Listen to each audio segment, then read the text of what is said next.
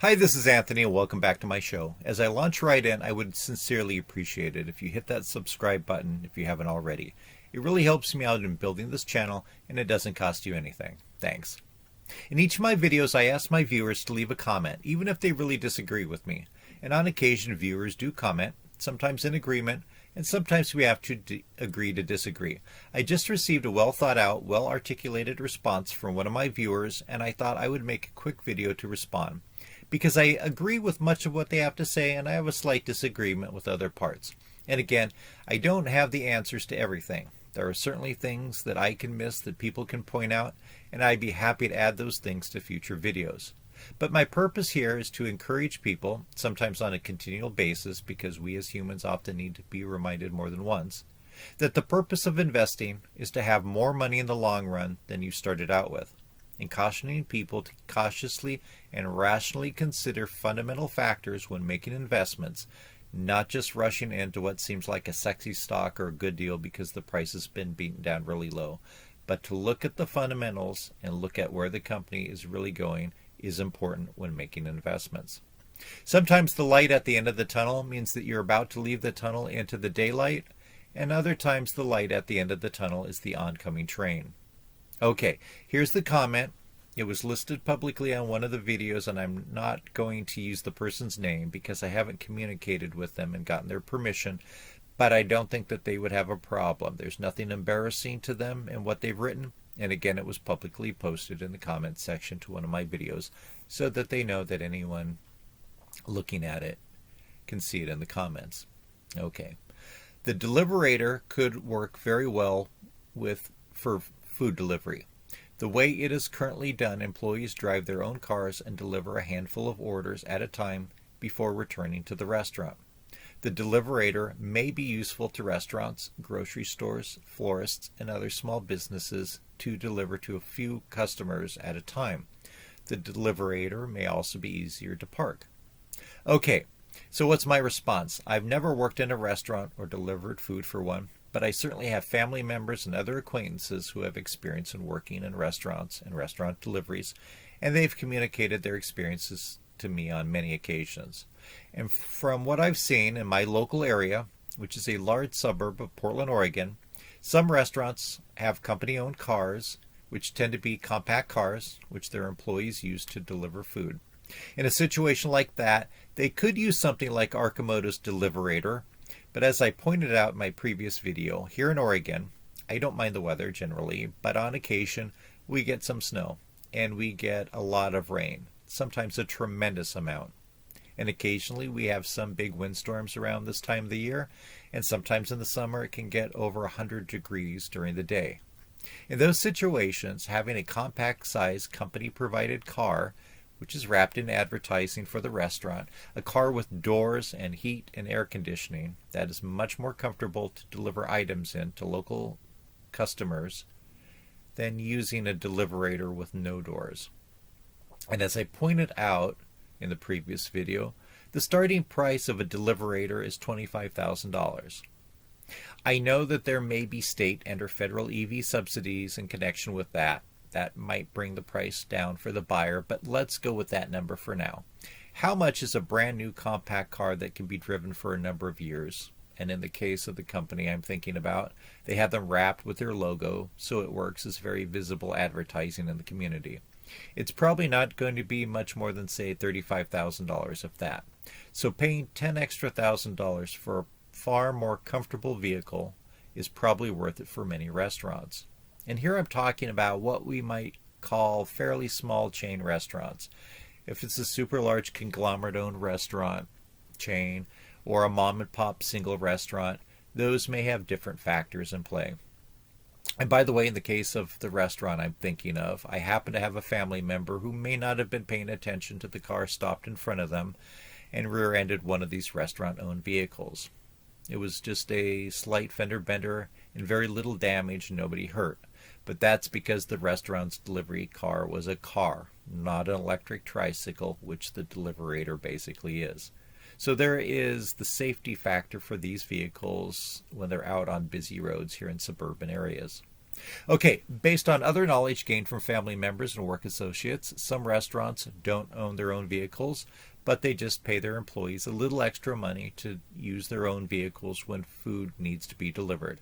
Another way, a restaurant of not having to have the capital expense that comes along with buying, maintaining, and fueling a fleet of vehicles, and also utilizes company or employee vehicles that are sitting unused during the business hours. And then lastly, there are now popular services like DoorDash and Uber Eats that I would imagine are available in most all populated areas in the United States now. And personally, I would think if I owned a restaurant, which I never have, but if I did, why would I want my employees stopping working in the kitchen, having to grab food, possibly missing something, driving out to a consumer, maybe getting lost, maybe getting robbed and having to drive back, and all the disruptions that come along with that, as well as liability, when you can just package up an order, put it on the counter, and let a DoorDash driver come and pick it up and deliver it to the customers. I think that's another good reason why in many cases it would not make sense for a restaurant to buy deliverators. So what about florists?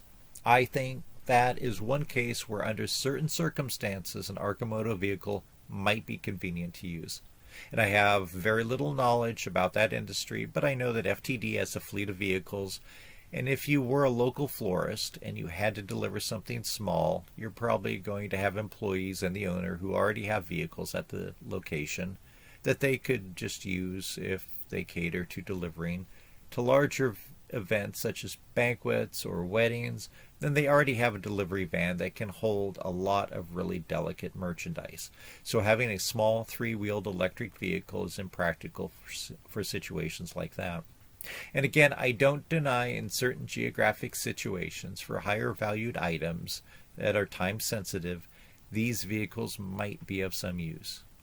If you have a high-end repair shop in a congested downtown area, working on expensive cars that you need to finish up on, and you need a car part from another shop 2 miles away, and you need it right away, then somebody driving a deliverator might make sense.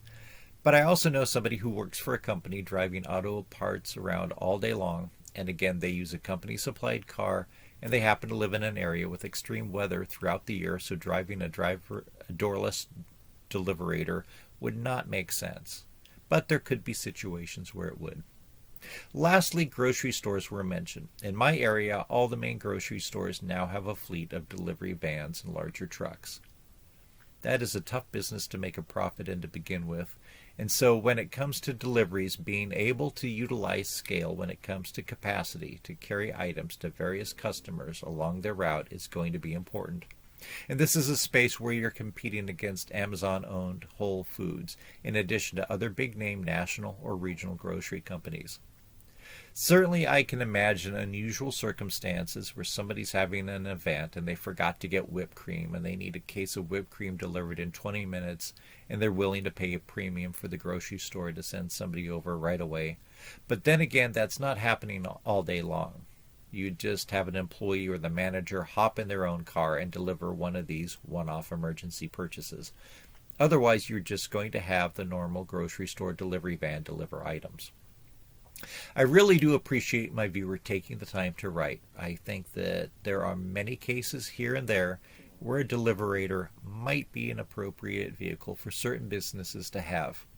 And this is one of those things where if you and I have never worked for a florist and delivered flowers, or never worked for a restaurant and delivered food, or never worked at a grocery store and delivered groceries, then we may not know all the ins and outs of the industry.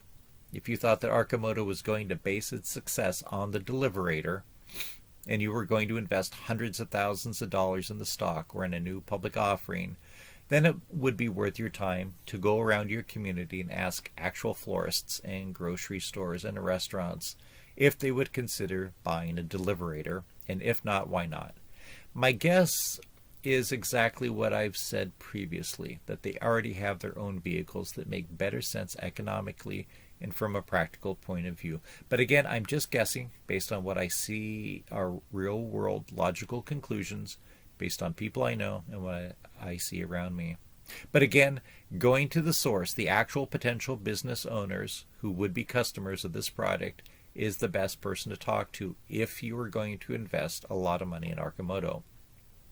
Again, I probably wouldn't do that because I think this company will continue sinking in price and likely go bankrupt or get bought out, perhaps even at lower prices, and existing shareholders lose most of their investment.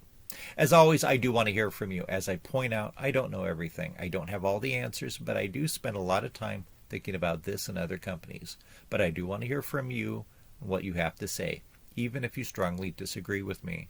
So leave those comments in the comment section, and of course don't forget to click that subscribe button. It really helps me out and I would appreciate it. If you like this video, or even if you appreciate the effort that it took for me to make it, but even if you disagree with me, if you hit that like button, it really helps me out also. Again, thank you so much for watching and good luck in investing.